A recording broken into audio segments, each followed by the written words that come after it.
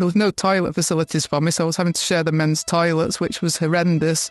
And I think being the only woman there, the men on the site was expecting me to do the cleaning every day, so I was being given a mop and bucket. And I think the final straw came when someone gave me some ironing to sort out, and I was like, you know.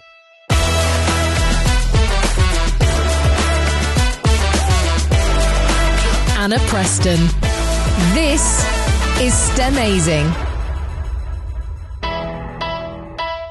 I grew up in West Yorkshire, quite a rural area. In my family there was myself and my mum and dad, and I've got a younger sister as well, so it's just the four of us. My family enjoyed spending time together. We had a touring caravan, and I used to like spending time outdoors, so it was great. You could go in the caravan and get out and go and explore new areas, take my dog with me and have a nose around at stuff, so I used to love doing that. We had good times. When I was a child, I loved knowing how things worked and asking about things, and knowing how things work was so important to me. Typical example of this was when I was 3 years old, my mum went out of the room. I was obsessed with the television at the time, how it worked, and I needed to know more. So as soon as she'd gone out of the room, I took the back off it, and I pulled all the valves out of it and lined them up on the carpet. And in those days, televisions were an expensive thing, so they were rented, never owned a television. With this rented television, and my mum came back in the room, and to her horror, I'd taken all the valves out of the back of it, which were beautiful glass things to me. I'd lined them up on the floor in size order.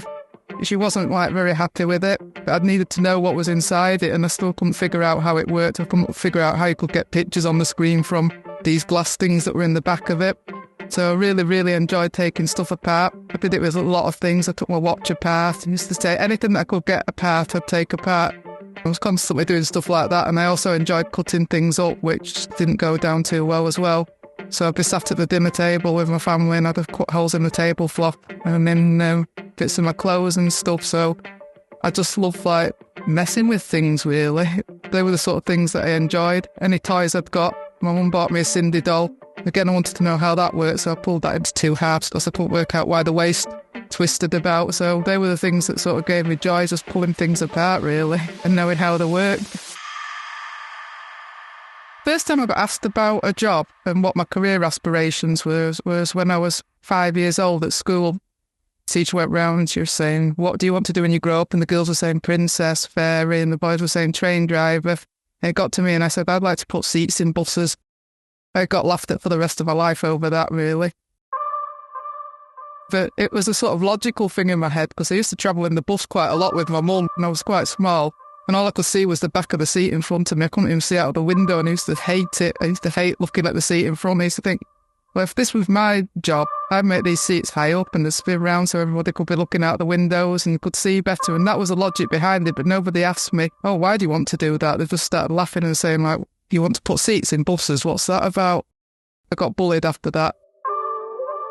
That was my first idea of a job. My second idea was that I wanted to work in a signal box because we used to go past the level crossing and I used to see this man in the signal box and I used to think, oh, that's so brilliant that he sits in there all day on his own and doesn't have to interact with the people in the world around him. So I used to think, I'd love to go and work in a signal box. So that became my second job when I was about 10, what I was aiming to do. And I like trained by that age as well. I used to think, oh, that'd be brilliant doing that.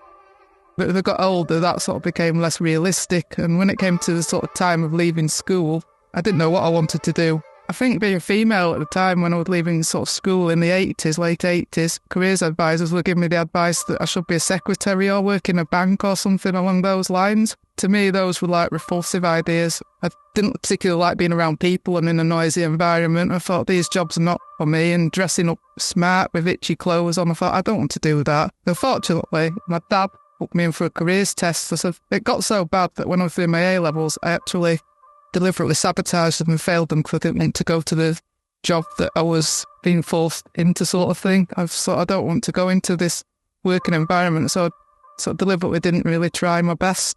At that point, my dad sort of put me in for a careers test, and that's where the engineering idea came from. I'd never considered it ever in my life. It was just like, I did this careers test and it came up with mechanical, electrical, civil, structural engineering as the best career choices for me. And when I started looking at them, I thought, yes, that fits with what I like doing, because at school I enjoyed maths so much. I love numbers and certainty. I But also I'm quite creative and curious about how things work, and I was quite good at art as well, so I thought maybe I can put everything I love into one job. As I mentioned earlier, I like being outside, so that's why I picked civil engineering, because I thought it was an opportunity to get outside, and it looks quite creative and it involves maths. So from there on, that was my focus. I sort of channeled everything into getting a civil engineering career going. My journey into civil engineering wasn't as smooth as it could be. I didn't really want to leave home, but I couldn't find any way to get into it without actually going to university. My family at the time were a bit shocked that I wanted to do civil engineering. My mum kept saying, if you think like you want to mix concrete, why can't you mix a cake instead? Why do you have to do something like this? But as soon as I started doing it, they could see that it was the right thing for me. But the journey into it wasn't that easy. As I say, I had to leave home and go to university. The week before I started university, I nearly didn't go. I got a letter from the university telling me what to do on the first day. And part of the instructions was bring your PE kit with you because you'll be doing five-a-side football knockout tournament. And I was like, oh no, I'm not going to be able to go because I don't want to do five-a-side football on the first day. I'm either going to be the only girl there. What's going to happen? But I sort of got my head round it and I thought I've got to do this because otherwise I'm going to end up having to do something I don't like. So eventually I got my head round it and I went to the university and I did take my PE kit with me. There were 3 girls in the class, probably about 35 men. And it did get to the point of the day after lunch where we were told to go to the sports hall and get into our PE kit. So we went into the changing rooms to put our PE kits on and did a runner basically. Like none of us wanted to go and play, so we just ran off and went elsewhere. I did struggle to settle in at university at first. It was a sort of big culture shock for me, going from a small rural village. And as well, I'd never really done much for myself. It was a bit of a scary time.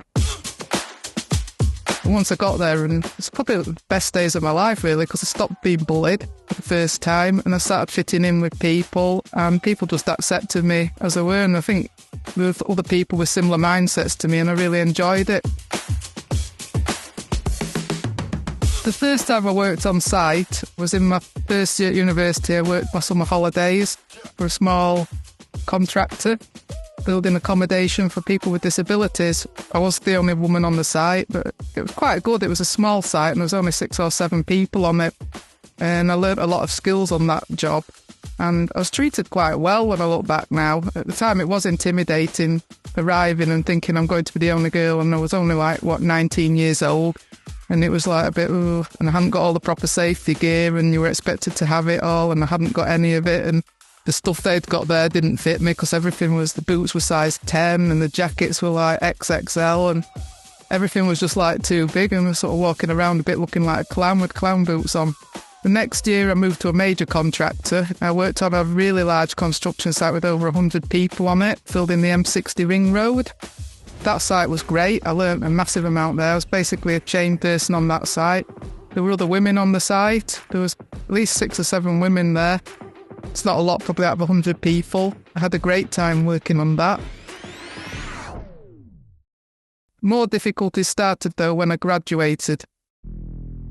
I went to work for the same major contractor and I was put on a small site with just probably 5 engineers and 5 labourers. It was mainly younger men on the site and I think they were sort of trying to assert the power or something in some weird way. They'd be playing tricks and jokes on me all the time, like they'd put like naked women calendars over my desk and they'd just try and make everything as awkward as it could be.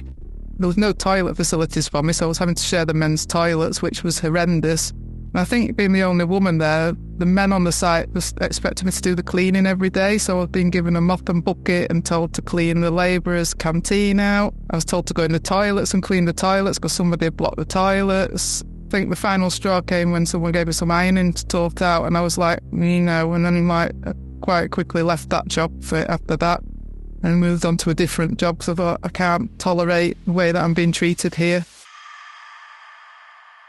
But I didn't give up on civil engineering. I stuck with civil engineering and went to a job where it was partially office-based and partially site-based. So I got the best of both worlds, I feel, in that job, working in telecommunications, doing mobile phone masts, and I got to travel throughout the country. And I was on my own quite a lot, but then I had to go back to the office, and I've quite enjoyed that job. I did that for over 10 years. I really enjoyed that time. So 6 years ago, I found out that I'm autistic. It was something that had never occurred to me. Somebody suggested it to me one day. They thought I knew that I was autistic. I was like, no, I'm not autistic, no. And I went away and I started looking into it a bit more. I sort of could see that some of the things about it actually did tie in with me as a person. And I tried to forget about it, but I couldn't let it go. So I went for a formal diagnosis. I had to wait quite a long time for it, but eventually when I got the diagnosis, got some very strong autistic traits apparently. They said I'm one of the most autistic people they'd actually met. It made a lot of sense of my life to me. I've always had really weird sensory issues where some things I can't touch. I can't stand like having my feet on a wet surface. There's stuff like in the office where I can't stand the air conditioning blowing on my ears. I just thought everybody around me was dealing with life better than me, and it was just me that was struggling, and I was just a bit rubbish. And I used to be very, very hard on myself because I used to think I'm just such a rubbish person because you can't deal with this.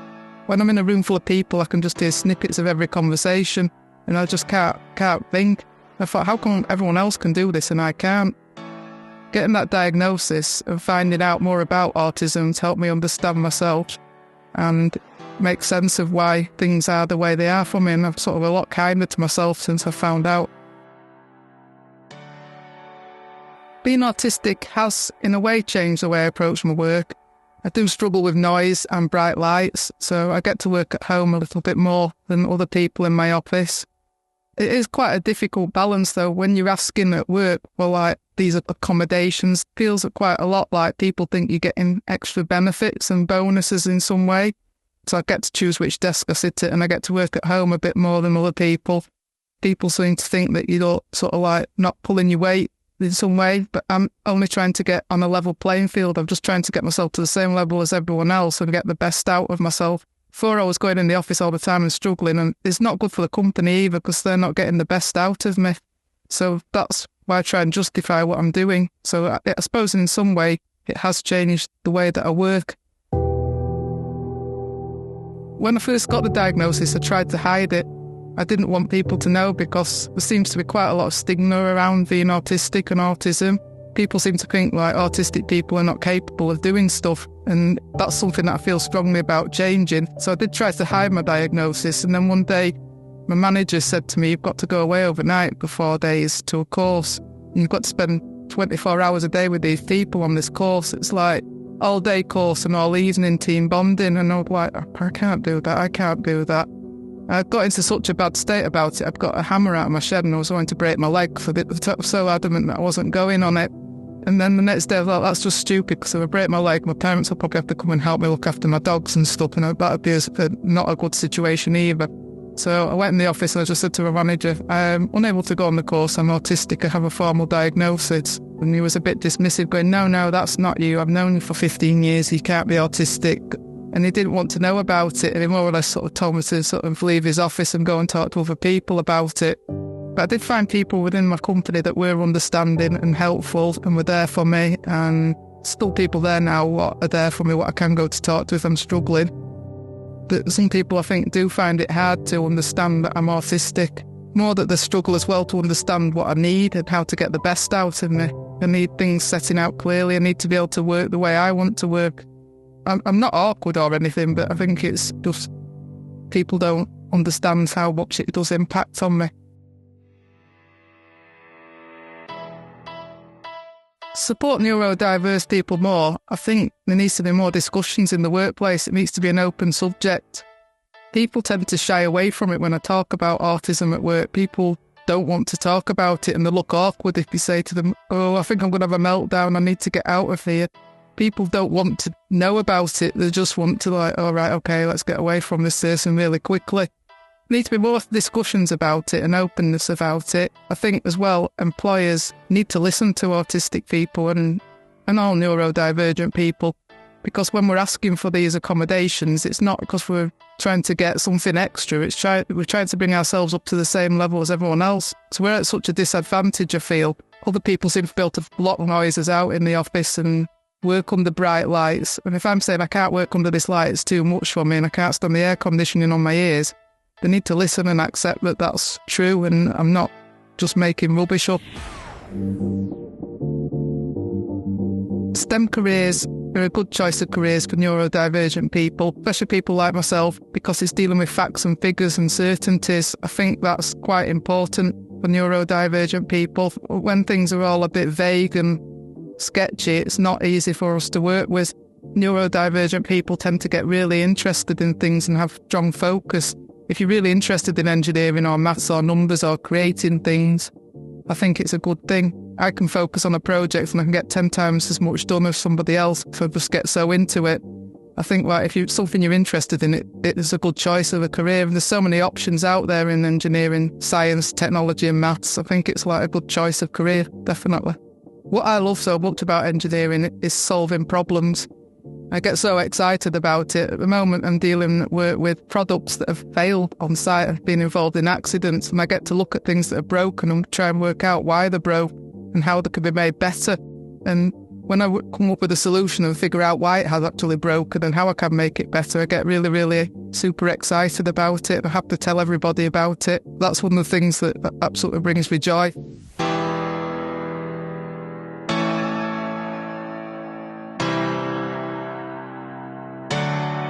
Never really thought of myself as a role model, but over the recent months, especially since doing STEMazing, it sort of really made me see that I am a role model. I've been delivering STEM sessions and you can see that kids are learning from me, and I get so much pleasure out of that because it's sort of passing on what I know and showing people that STEM can be a career for them.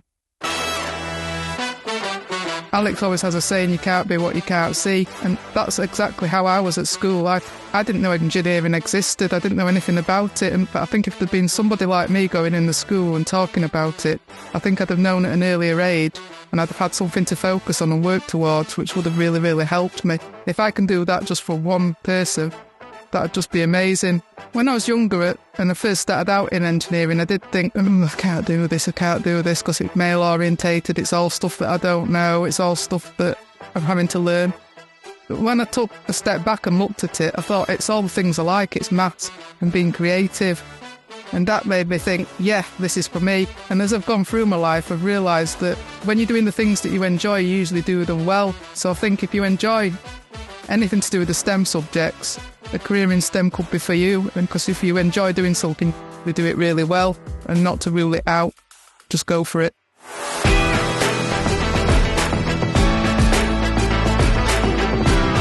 For more information about the guest featured in this episode, head to stemazing.co.uk/podcast.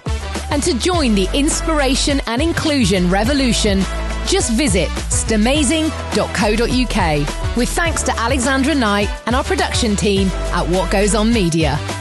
This is STEMazing.